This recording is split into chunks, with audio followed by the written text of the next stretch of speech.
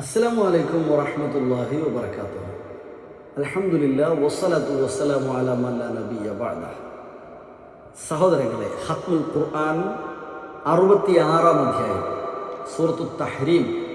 തഹ്രീം എന്ന് പറഞ്ഞാൽ ഹറമ എന്നൊക്കെ പറയുന്ന പദത്തിൽ നിന്ന് വന്നതാണ്. ഹറാമാക്കുക എന്നാണ്. അതുമായി ബന്ധപ്പെട്ട ഭാഗമാണ് അതിൻ്റെ ആദ്യ ആയത്തുകളിൽ. ആയിഷ റളിയല്ലാഹു അൻഹ റിപ്പോർട്ട് ചെയ്യുന്ന ഒരു ഭാഗത്ത് ഒരു ഹദീസിലൊക്കെ കാണാം, മുസ്ലിം ഉദ്ധരിക്കുന്ന ഹദീസിൽ കാണാം. ആ ഭാഗം ഞാൻ നിങ്ങൾക്ക് വിടുകയാണ്.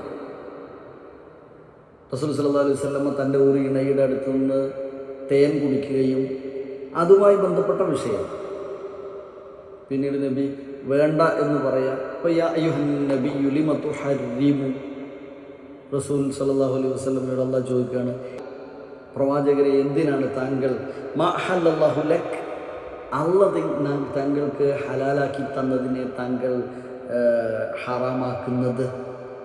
നിങ്ങളുടെ ഇണകളുടെ തൃപ്തി അല്ലെങ്കിൽ പ്രീതി, ഇഷ്ടം പ്രതീക്ഷിച്ചുകൊണ്ട് നിങ്ങൾ എന്തിനാ അങ്ങനെ ഒരു തീരുമാനത്തിലെത്തുന്നത്?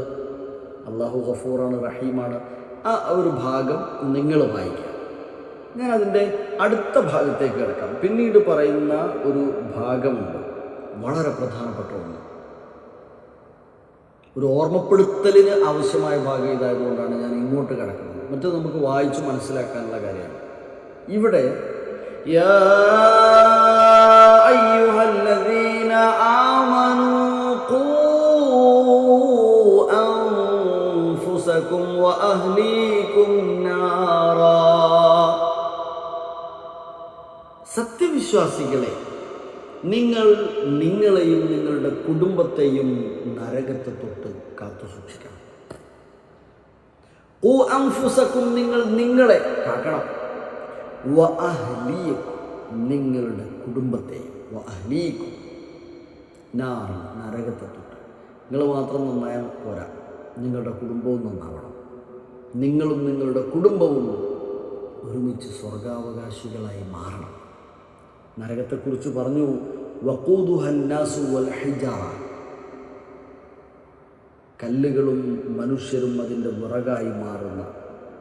അലൈഹ മലായികത്തുൻ ഗിലാബുൻ ശിദാബുൻ, അവിടെ ഉത്തരവാദിത്വം ഏൽപ്പിക്കപ്പെട്ട മലക്കുകളാകട്ടെ കഠിനന്മാരായ മലക്കുകളാണ്.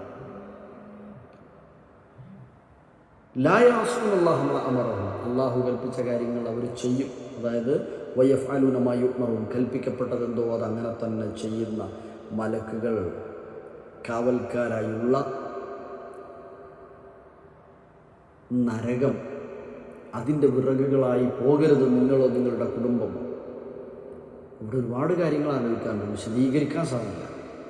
നമ്മൾ നമ്മുടെ മക്കളെ, നമ്മുടെ ഇണകളെ, നമ്മുടെ മാതാപിതാക്കൾ, നമ്മുടെ കൂടെയുള്ളവർ, അവരെയൊക്കെ സ്വർഗത്തിലേക്ക് പോകാൻ കഴിയുന്ന, പ്രവാചകനും വിശുദ്ധ ഖുർആനും പഠിപ്പിച്ചു വന്ന സ്വർഗാവകാശികളുടെ അടയാളങ്ങൾ, സ്വർഗത്തിൽ പ്രവേശിക്കുവാനുണ്ടായ വേണ്ടതായ ഗുണഗണങ്ങൾ, ഏറ്റവും പ്രധാനമായി ഈമാൻ, തൗഹീദ്, ശിർക്കില്ലാത്ത, ബിദ്അത്തില്ലാത്ത, കുഫ്റില്ലാത്ത, പിന്നെ അതോടൊപ്പം ജീവിതത്തിൽ വന്നു പോകുന്ന തെറ്റുകുറ്റങ്ങൾക്ക് പശ്ചാത്തപിച്ചുകൊണ്ടിരിക്കുന്ന അങ്ങനെ ഒരു രീതി. നമസ്കാരാദി ആരാധനാ കർമ്മങ്ങൾ സ്വർഗത്തിലേക്ക് അടുപ്പിക്കുന്നതാണ്.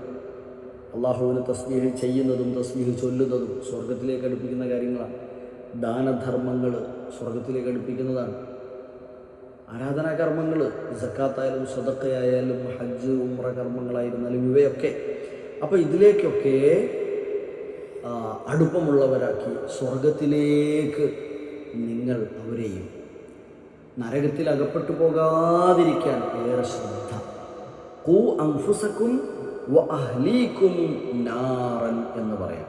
തൊട്ടുശേഷം 8-ാമത്തെ വചനത്തിൽ പറയുന്നത്, യാ അയ്യുഹല്ലദീന ആമനൂ, സത്യവിശ്വാസികൾ, തൂബൂ ഇലല്ലാഹ്, നിങ്ങൾ അല്ലാഹുവിലേക്ക് തൗബ ചെയ്യുക. തൗബതൻ നസൂഹ, ആത്മാർത്ഥമായി നിങ്ങൾ അല്ലാഹുവിലേക്ക് തൗബ ചെയ്യുക എന്നർത്ഥം. എങ്കിൽ അവൻ നിങ്ങളുടെ പാപങ്ങളെല്ലാം പുറത്ത് നിങ്ങളെ താഴ്ഭാഗത്തുകൂടെ അരുവികൾ ഒഴുകുന്ന സ്വർഗത്തോപ്പുകളിൽ നിങ്ങൾക്ക് പ്രതിഫലം നൽകി നിങ്ങളെ പ്രവേശിപ്പിക്കും എന്ന് പറയാണ്. വിശ്വാസികളായ ആളുകൾക്ക് നൽകപ്പെടുന്ന പ്രകാശത്തെക്കുറിച്ച് പറയുന്നു. അല്ലാഹു സുബ്ഹാനഹു വ തആല പ്രകാശം നൽകി അനുഗ്രഹിക്കുന്ന, പൂർണ്ണത നൽകുന്ന ആളുകളുടെ കൂട്ടത്തിൽ നമ്മെയും ഉൾപ്പെടുത്തി അനുഗ്രഹിക്കട്ടെ. എന്നിട്ട് പറയുന്ന ഒരു ഭാഗം അവസാനം 3-ാമത്തെ പാർട്ടായിട്ട് ഈ സൂറത്തു തഹരീമിൻ്റെ 3 പ്രധാന വിഷയങ്ങളിൽ 1-ാമത്തെ പാർട്ട് നിങ്ങളോട് വായിക്കാൻ പറഞ്ഞു, 2-ാമത്തെ പാർട്ട് ഞാൻ പറഞ്ഞു, 3-ാമതൊരു പാർട്ടും കൂടെ സൂചന നൽകി അവസാനിപ്പിക്കും. സ്വർഗാവകാശികളുടെ ഉപമകളായി 2 സ്ത്രീകളെയും നരകാവകാശികളെ പറയുന്നിടത്ത് ഉപമകളായി 2 സ്ത്രീകളെയും കുറിച്ച് പറയണം. നരകാവകാശികളായ 2 ആളുകളാരാ? ദറബല്ലാഹു മസലൻ ലില്ലദീന കഫറു. നിഷേധികൾക്ക് അള്ളാഹു കാണിക്കുന്ന 2 ഉദാഹരണങ്ങളാണ്. ഒന്ന് ഇംറഅത നൂഹിൻ, 2 വംറഅത ലൂത്തിൻ. അതായത് ഇംറഅതു നൂഹ്, ഇംറഅതു ലൂത്ത്. നൂഹ് നബിയുടെയും ലൂത്ത് നബിയുടെ അലൈഹിസ്സലാം ഇണകൾ നരകാവകാശികളാണ്. അപ്പം എൻ്റെ ഇണ, എൻ്റെ ഭർത്താവ്, എൻ്റെ ഇക്കാക്ക നബിയാണ്, അല്ലെങ്കിൽ പ്രവാചകനാണ്, അല്ലെങ്കിൽ സംഘടനാ നേതാവാണ്, അല്ലെങ്കിൽ ഉസ്താദാണ്, അല്ലെങ്കിൽ മൗലവിയാണ് എന്നതുകൊണ്ടൊന്നും ആയില്ല. ഖുത്ബ പറയുന്ന ആളാണ് എന്നതുകൊണ്ടൊന്നും ആയില്ല. തിരിച്ചും എൻ്റെ ഇണയായ പെണ്ണ്, എൻ്റെ ഭാര്യ, അവൾ ഇന്ന പ്രവർത്തനങ്ങളിലൊക്കെ അവൾ നിസ്കരിക്കുന്നവളാണ്, നോമ്പ് നോക്കുന്നവളാണ്, ദാനം ചെയ്യുന്നവളാണ്, ഉള്ളിടത്തോളം തഹജ്ജുദ് നിസ്കരിക്കുന്നവളാണ്, ഒരുപാട് ദിക്ർ ചെയ്യും, അതുകൊണ്ട് ഞാൻ രക്ഷപ്പെടുക, അങ്ങനെ ഒരു സംവിധാനമില്ല. നൂഹ് നബിൻ്റെ മകനെ കുറിച്ച് നമുക്കറിയാം. ഇവിടെ പറഞ്ഞത് നൂഹ് നബിയുടെ ഇണ ഭാര്യ, അതേപോലെ ലൂത്ത് നബിയുടെ ഭാര്യ.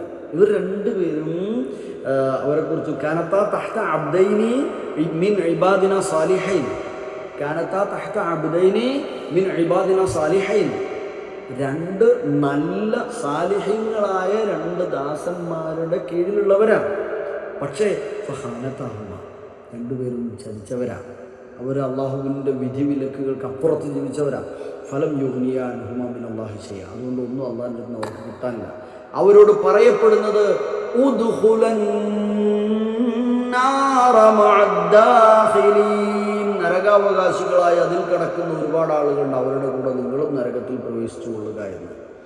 പിന്നീട് വിശദീകരിക്കുന്നുണ്ട് അവസാന ഭാഗം. പിന്നീട് വദറബല്ലാഹു മസലൻ ലില്ലദീന ആമനു, സത്യവിശ്വാസികൾക്ക് മാതൃകയായി, ഉപമയായി ഒരു പെണ്ണ്. ഏതാണ് ആ പെണ്ണ്? ഇംറഅത ഫിർഔൻ, അതായത് ഇംറഅതു ഫിർഔൻ, ഫിർഔനിൻ്റെ ഇണയാണ്. ഫിർഔനിൻ്റെ ഇണ നോക്കൂ നിങ്ങൾ. നേരത്തെ നൂഹ് നബിയുടെയും ലൂത്ത് നബിയുടെയും ഇണകൾ നരകാവകാശികളാണ്, 2 പ്രവാചകന്മാരുടെ. ഇവിടെ ഫിർഔൻ എന്നത് മൂസാ നബി കഴിഞ്ഞാൽ പിന്നെ ഏറ്റവും കൂടുതൽ പേര് പറയപ്പെട്ട ഒരു വ്യക്തിനാമമാണ് ഫിർഔൻ. ഞാനാണ് റബ്ബ് എന്ന് വിളിച്ചു പറഞ്ഞ് അങ്ങേയറ്റം ധിക്കാരിയായ ഒരു മനുഷ്യൻ ഫിർഔൻ. ഫിർഔനിൻ്റെ ഇണ എവിടെയാ? സ്വർഗാവകാശി. ഫിർഔനോ നരകാവകാശി. അപ്പോൾ കർമ്മമാണ്, അതല്ലാതെ കുടുംബമോ കുടുംബ ബന്ധങ്ങളോ അതല്ലെങ്കിൽ കുലമഹിമയോ സമ്പത്തോ ഭൗതികമായ വിഭവങ്ങളോ ഒന്നുമല്ല ഒരാളെയും എന്ത് ചെയ്യുന്നത്? സ്വർഗനരകത്തിലേക്ക് നയിക്കുന്നത്. മറിച്ച് അവരുടെ കർമ്മങ്ങളാണ്.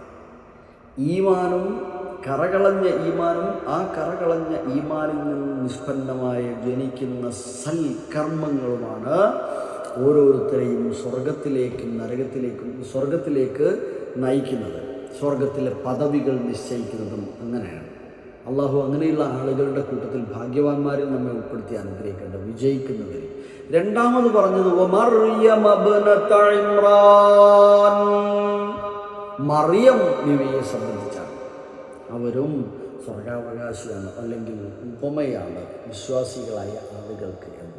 അപ്പം മറിയം ബിവിയിൽ നിന്നും അതേപോലെ ആസിയ ബിവിയിൽ നിന്നുമൊക്കെ ഗുണപാഠങ്ങൾ ഉൾക്കൊണ്ട് ഏറ്റവും നല്ല സത്യവിശ്വാസത്തോടെയും സൽക്കർമ്മങ്ങളോടെയും ജീവിതത്തെ ചിട്ടപ്പെടുത്തി ഈമാനോടെ ജീവിച്ചു മരിക്കുന്നവരിൽ ഉൾപ്പെടാൻ ശ്രദ്ധിക്കുക. അള്ളാഹു നമ്മെ അനുഗ്രഹിക്കട്ടെ.